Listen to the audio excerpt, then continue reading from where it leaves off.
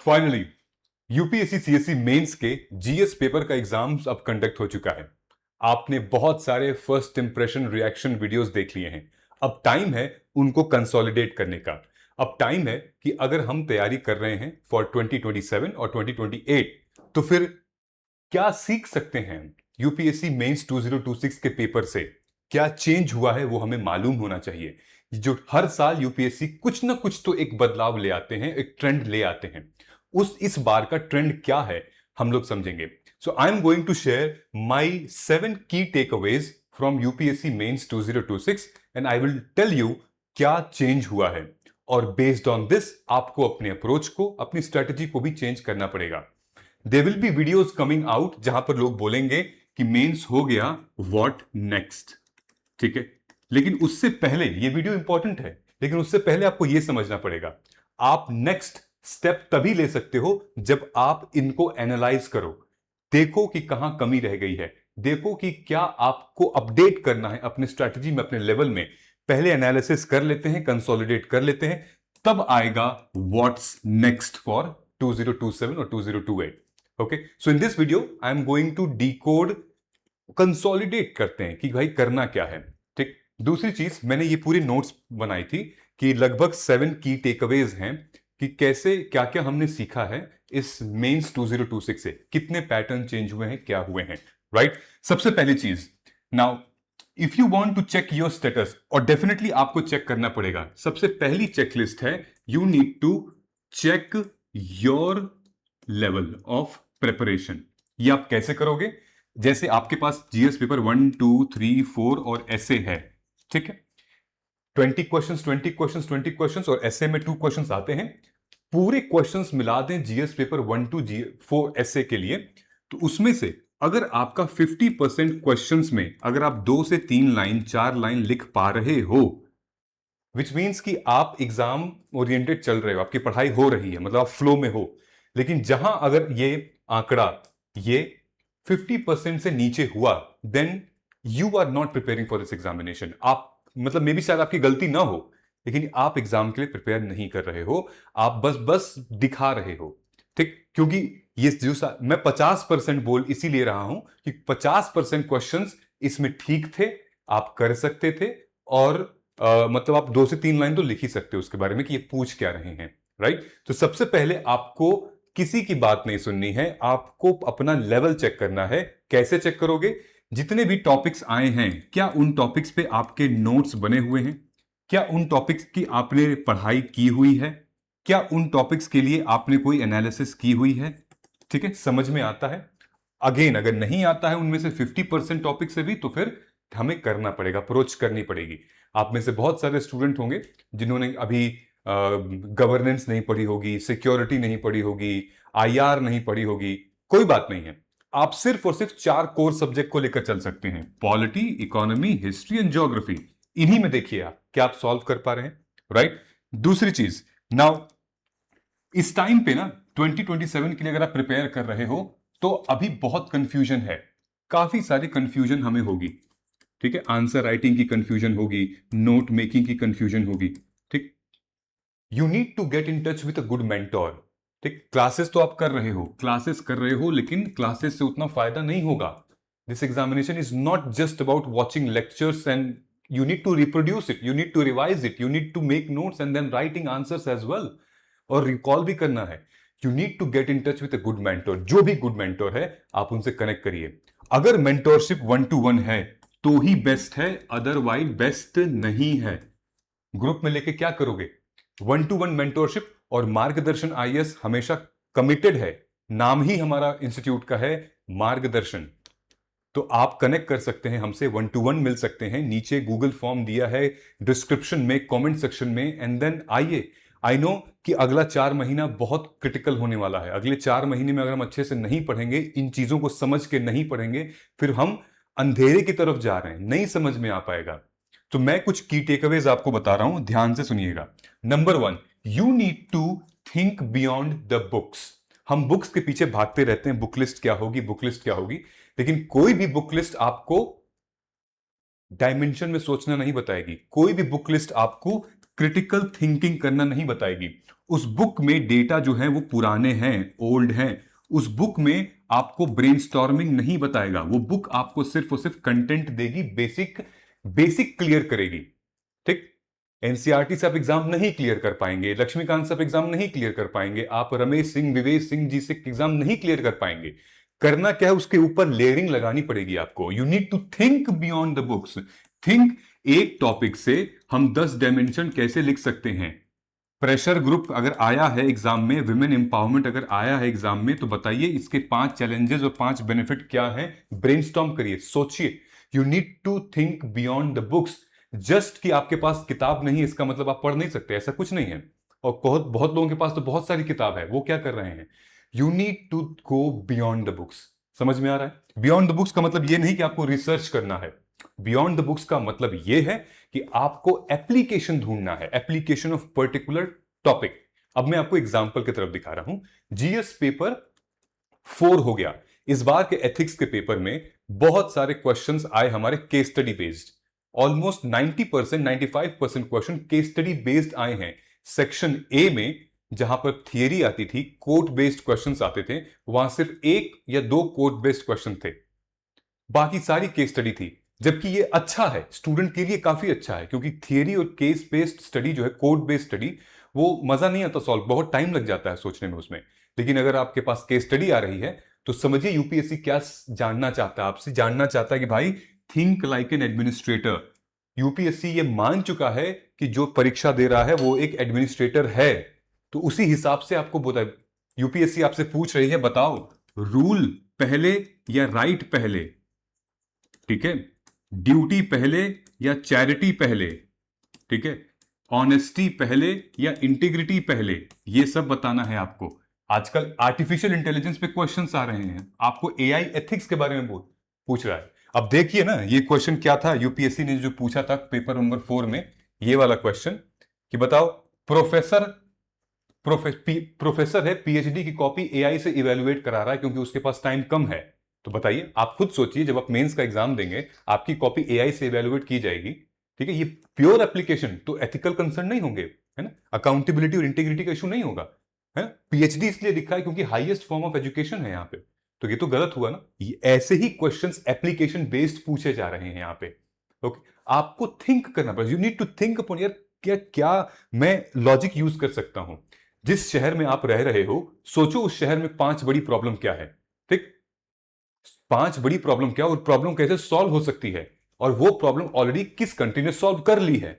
समझ में आ रहा। ऐसे आपको अप्रोच करनी पड़ेगी, ठीक। You need to think like an administrator. Okay, now next हमारा क्या आता है, syllabus plus PYQs is equal to no distraction. If you will stick to UPSC syllabus and if you will stick to PYQs based on the UPSC syllabus, you will not have any distraction. You understand what I'm saying? बहुत लोगों को तो यह भी नहीं मालूम है कि जीएस पेपर 2 में सिलेबस क्या है। वो लोग सब्जेक्ट बताते हैं, पॉलिटी है, कॉन्स्टी है, सोशल जस्टिस है, आईआर है, गवर्नेंस है, ये सिलेबस नहीं है, ये सब्जेक्ट है। सिलेबस इतना लंबा वाला है, आपको याद है, ये रेलेवेंट है, ठीक। हमें अपने गैप्स को आइडेंटिफाई करना है गाइस। गैप को अगर हम आइडेंटिफाई नहीं करेंगे, उस पर काम नहीं करेंगे, तो मामला नहीं बनेगा। फॉर एग्जाम्पल मैं आपको दिखा देता हूं, ये क्वेश्चन देखिए, ध्यान से देखिएगा इस क्वेश्चन को, कि जीएस 1 और जीएस पेपर 3 में एक अफेयर चल रहा है, एक साइलेंट अफेयर चल रहा है जो कि हमें नहीं मालूम है, और यूपीएससी अपनी बाउंड्रीज तोड़ रही है। तो हम क्यों बाउंड्री बनाए भाई। जब जीएस पेपर 3 का क्वेश्चन जीएस 1 में पूछ रहा है, जीएस 1 का क्वेश्चन जीएस 3 में पूछ रहा है, जब एक दूसरे में सब हौच पौच कर दे रहा है, तो हम क्यों बाउंड्री बनाएं। ध्यान से देखिए इस क्वेश्चन को। ये वाला क्वेश्चन जो है वो CSC mains, UPSC CSC mains 2023 में क्वेश्चन पूछा था। नीचे वाला क्वेश्चन इस साल जीएस पेपर 3 में पूछा है। ये वाला क्वेश्चन जीएस पेपर 1 में पूछा था हमारे 2023 में।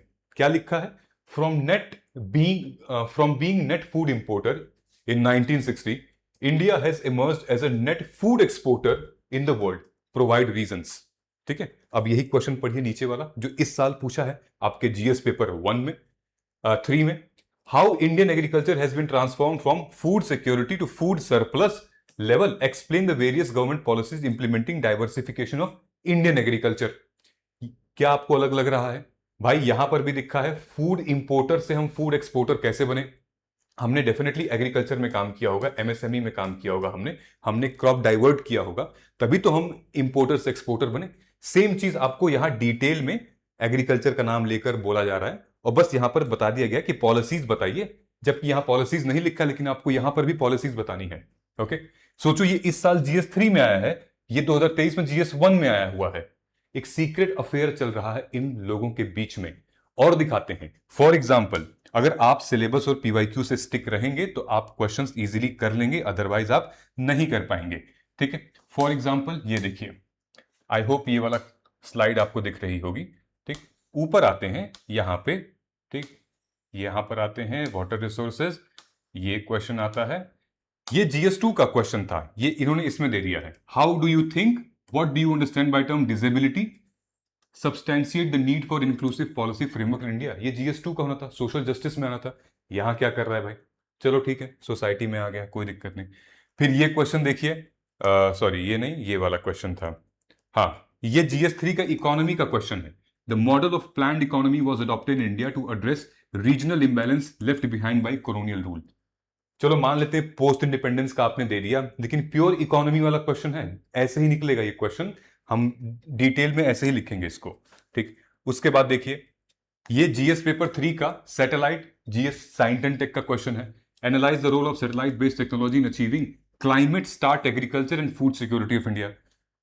तो फूड सिक्योरिटी तो GS पेपर 3 में एग्रीकल्चर का पार्ट है, यहां कैसे आ गया, क्योंकि आप कहेंगे ज्योग्राफी है। ठीक, तो कहीं ना कहीं जब यूपीएससी इन बाउंड्रीज को नहीं मान रही है तो आप क्यों मान रहे हैं, आपको भी इस तरीके से पढ़ाई करनी पड़ेगी और अप्रोच बिल्ड करना पड़ेगा। समझ में आ रहा है, ये हो गया। अब आगे देखिए, current affairs is the deadly linkage. Current affairs को आपको नहीं छोड़ना है।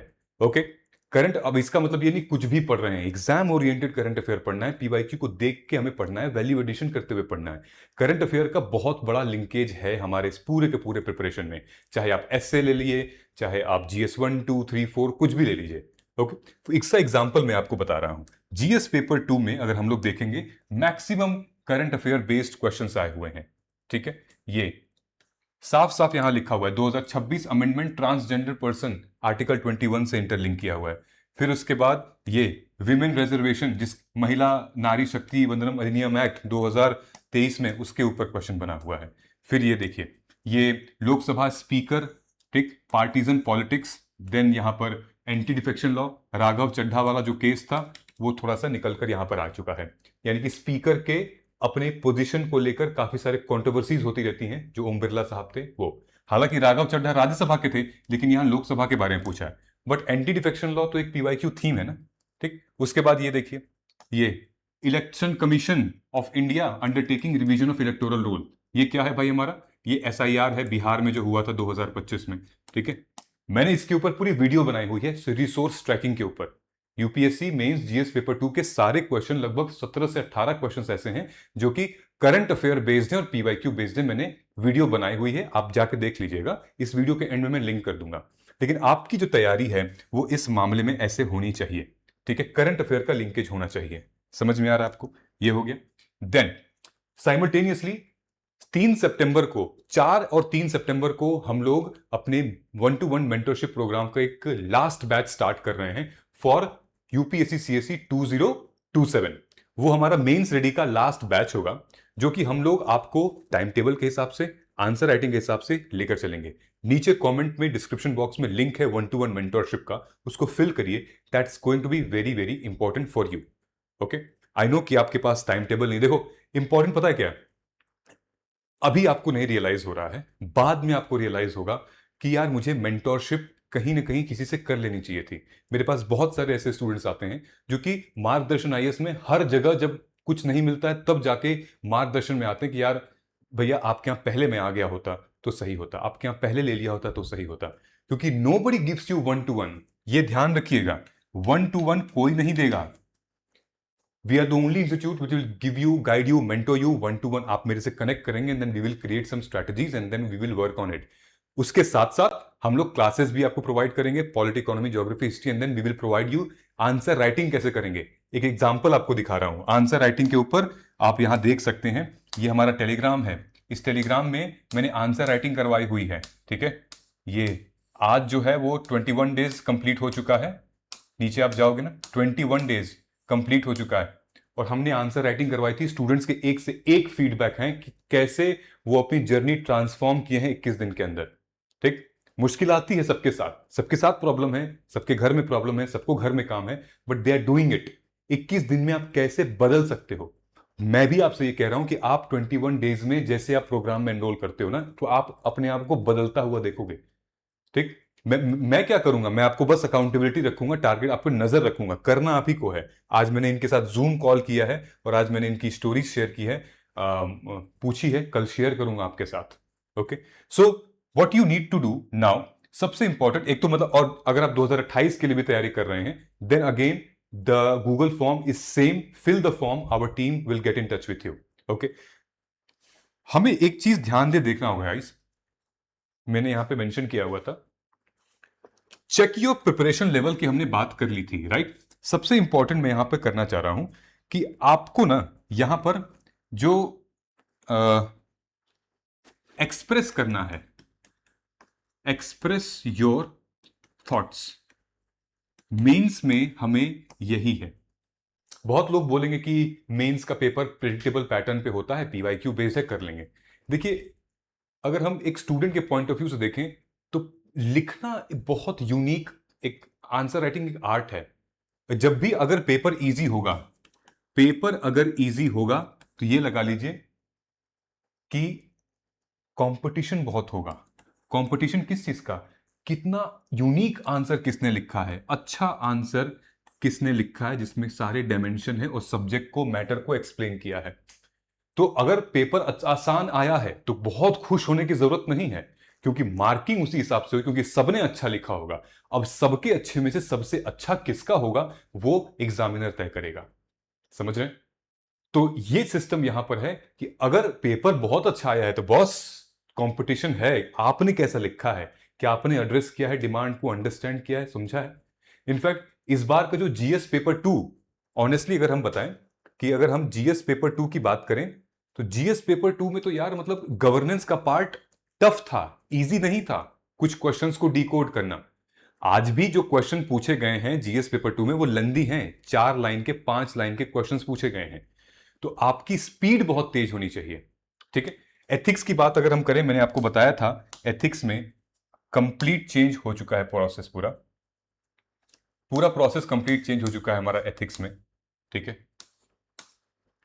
ये हमारा एथिक्स ये है, हाँ, ठीक है।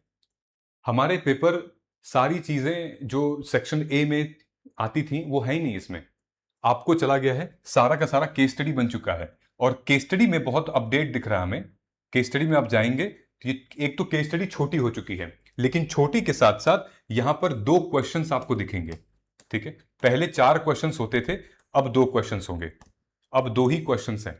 2 क्वेश्चन लगभग 20 मार्क्स के क्वेश्चंस हैं ये, ठीक। अब सोचिए इस क्वेश्चन को आपको 150 वर्ड मतलब इस हिसाब से लिखना पड़ेगा, समझ रहे। तो ये एक नया शिफ्ट है, एक नया ट्रेंड है, और एथिक्स का पेपर ये बताता है कि हम कितना ज्यादा एप्लीकेशन बेस्ड जाएंगे, ठीक है, कितना ज्यादा हम एप्लीकेशन बेस्ड जा रहे हैं। यानी कि आपको as a civil servant, as an administrator अपने आप को रख के देखना पड़ेगा यहां पे। तो सिर्फ किताबी नॉलेज से हम नहीं निकाल पाएंगे इस पूरे के पूरे पेपर को। ओके, और मैंने क्या लिखा है,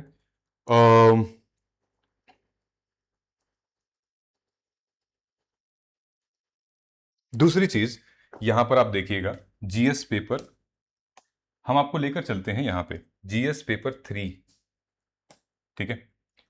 जीएस पेपर 3 है ये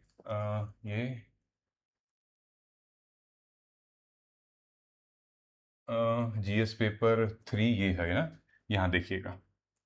अब पीवाईक्यू को करने का कितना आसान तरीका है, अब यहां देखिए क्वेश्चंस कैसे मैप करें, एक ही जीएस पेपर में कैसे क्वेश्चंस आप मैप कर सकते हो।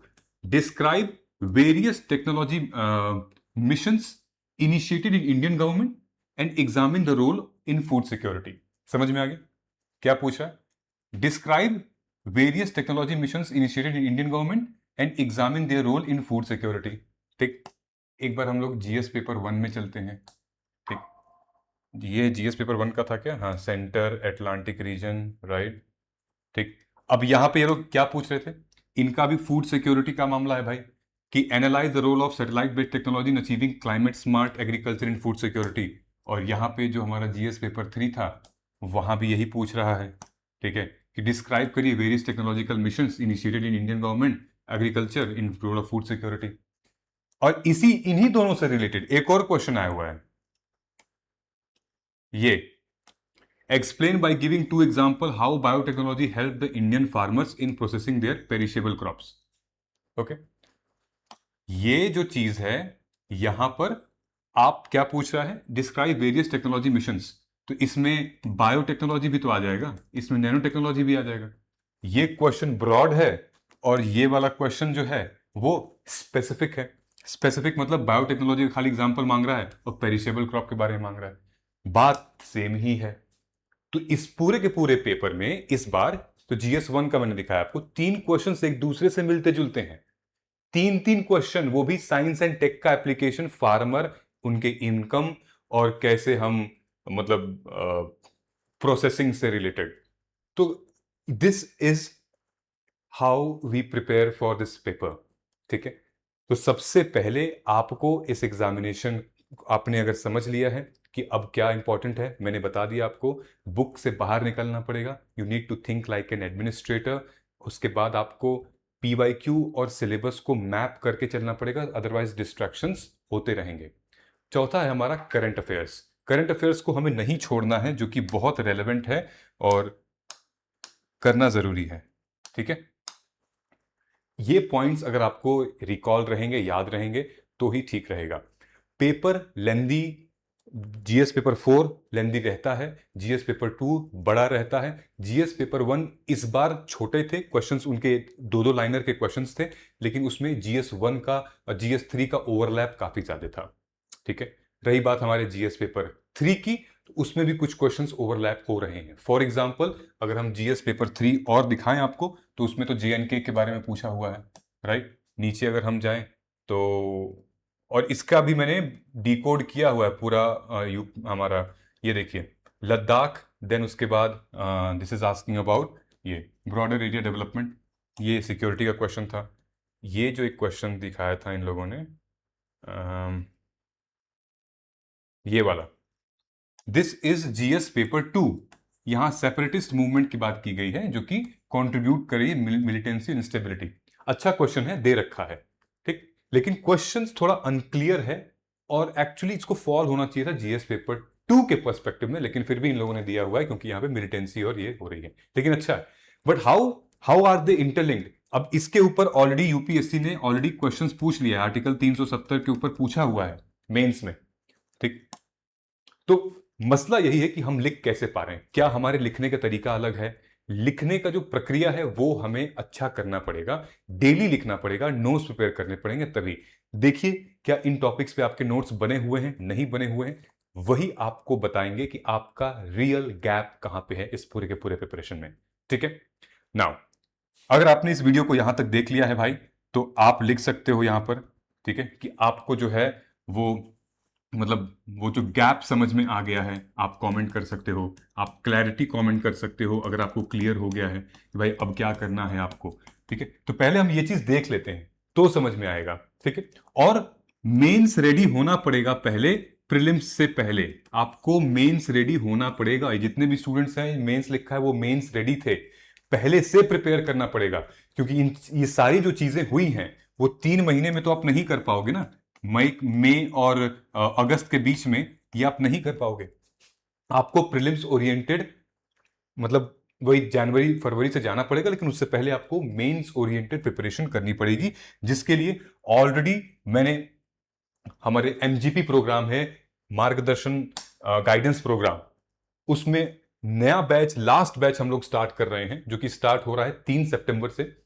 अभी भी आप ज्वाइन कर सकते हैं, क्योंकि अब हम बैठ के आपकी 1-to-1 स्ट्रैटेजी एटलीस्ट आप मेरे से कनेक्ट कर सकते हो। जब आप जाओगे यहां पे, ये पूरी टाइम टेबल है, ये पूरा शेड्यूल है, आपको दिखेगा। इस शेड्यूल में आपको पता चलेगा कौन कौन सी क्लासेस कहां कहां हो रही हैं।